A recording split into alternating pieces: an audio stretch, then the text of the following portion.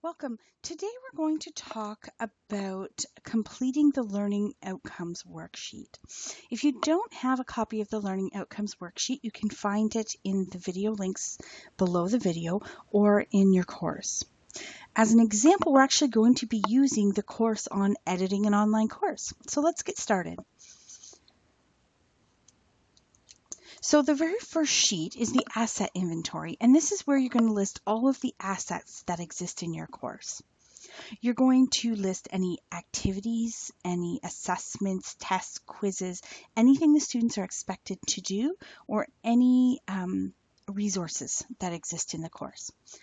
And then the next thing you're going to do is think about why that exists in the course. So for instance, if I use the completing the learning outcomes worksheets as an example, the reason that I would want students to complete that or learners to complete that would be not only to enable them to write learning outcomes, but also for them to be able to assess the quality of outcomes.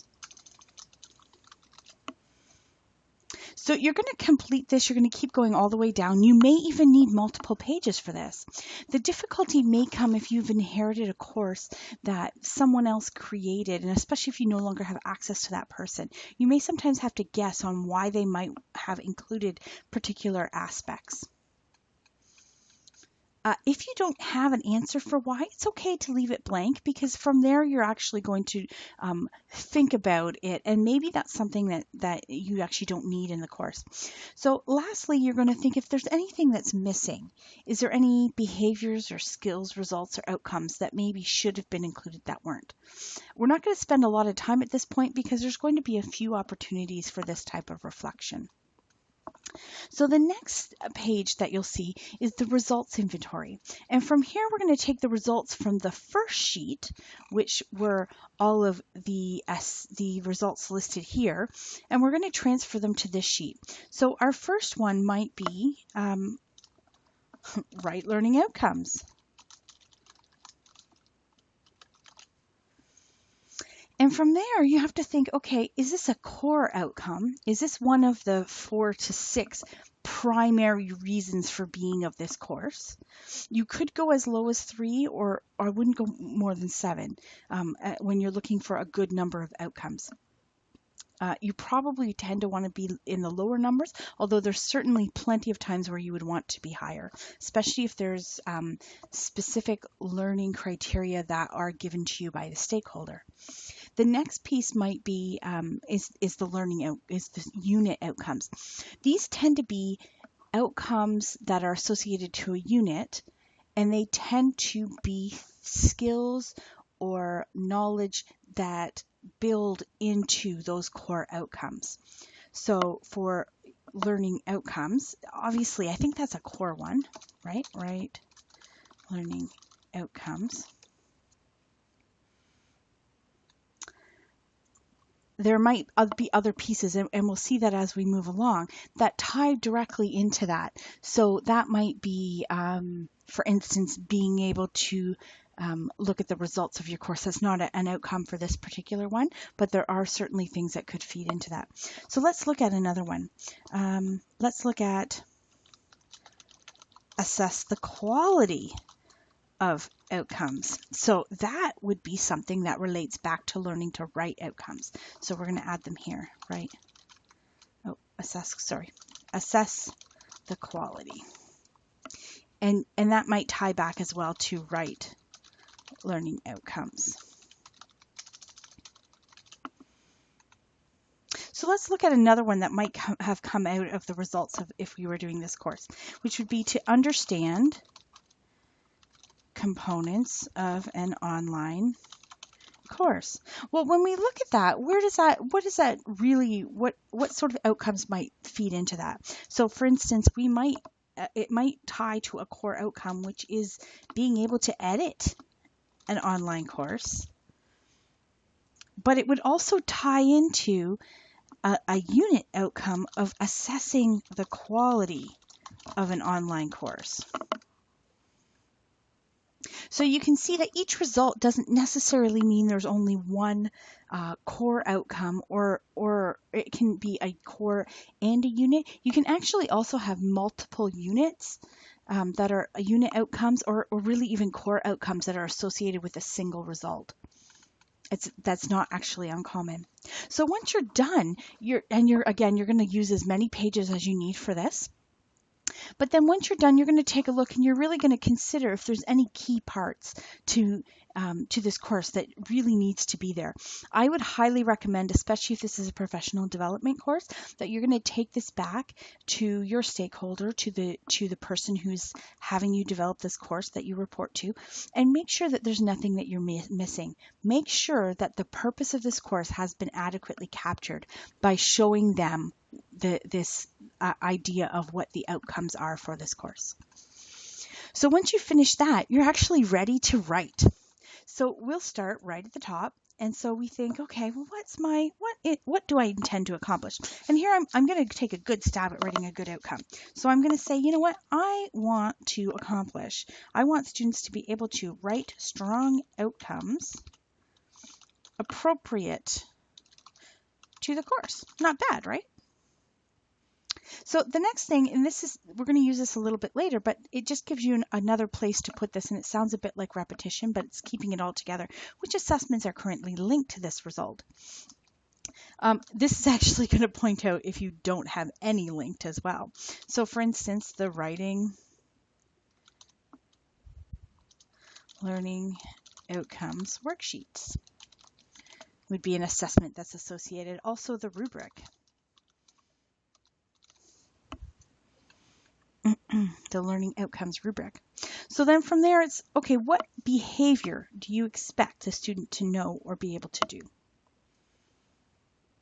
Well, that seems like a fairly simple one, right? We want them to be able to write a learning outcome. Under what conditions or circumstances? So this one tends to give people a lot of trouble because you really need to think of on what the conditions are that they would be able to write in that scenario. So for instance, in this case, we're going to say current to best practices. And how will your progress be evaluated? And we're going to evaluate it using a quality assurance rubric. Just another thing about the conditions or circumstances, this can also include resources that they might have, pieces that they might use. So in the examples that are presented in the course, we use the example of building a budget. So in that case, we would say, the student would be able to build a budget in Excel using last year's budget information would be the conditions and circumstances, right? In Excel using a previous year's budget. And that would lay it out, because that's very different from, say, creating a budget where they had to go and collect that information, or creating a budget based on an estimate, or creating a budget based on, a $10 million price tag. So it's really laying down what it is, because they can be very different things, even when it sounds like it's a very simple thing. So how much will be accomplished, and what behaviors need to be performed at what level? So again, how do you want this done? What's the quality? So in this case, because the rubric does actually have quality levels, we're going to say accomplished, because that is a level within the rubric, is an accomplished level. In the case of, say, a typing test, you might want to say with a 98% accuracy, or you might want to define what the speed is to be completed. If it's a test of knowledge, again, you may want to indicate if there's a percentage that needs to be reached, or a minimum pass.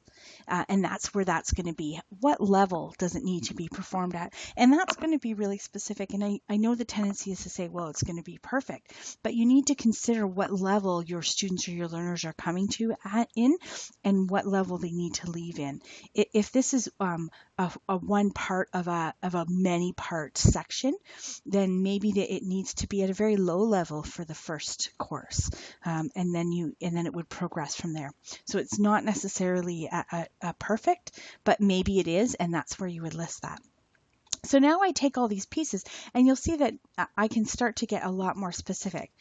So my outcome is students will be able to write and edit learning outcomes at an accomplished level according to the quality rubric.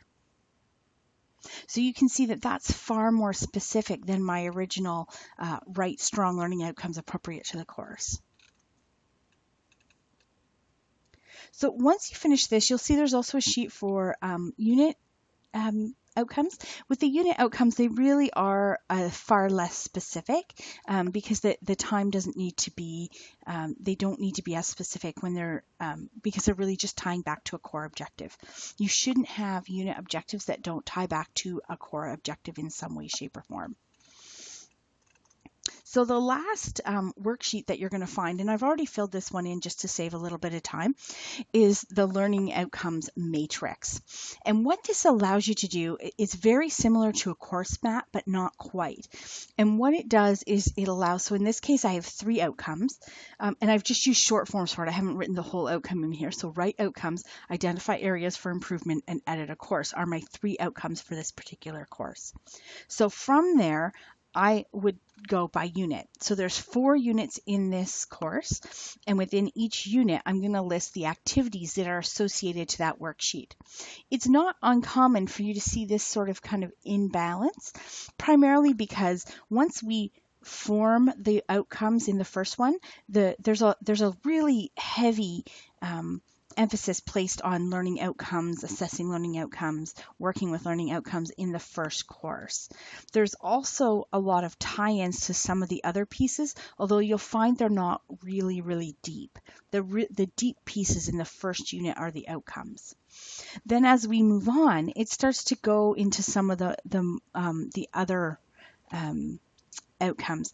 It would be unusual for you to not have multiple outcomes that touched in multiple places. You really don't want to see an outcome for each unit. It really should be consistent across the whole unit, but it's not uncommon for you to see it amplified in one place or another, and especially in kind of a diagonal motion.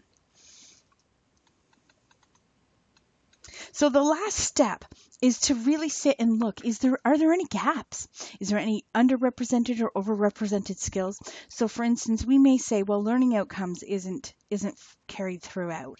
And so maybe that's something we might want to go back and carry in to tie it back in with some of the other pieces in some of the later units. In this case, I don't think it's necessary, but depending on your course, that may be something that you want to consider.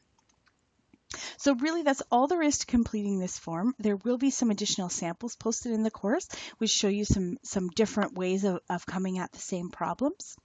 Good luck.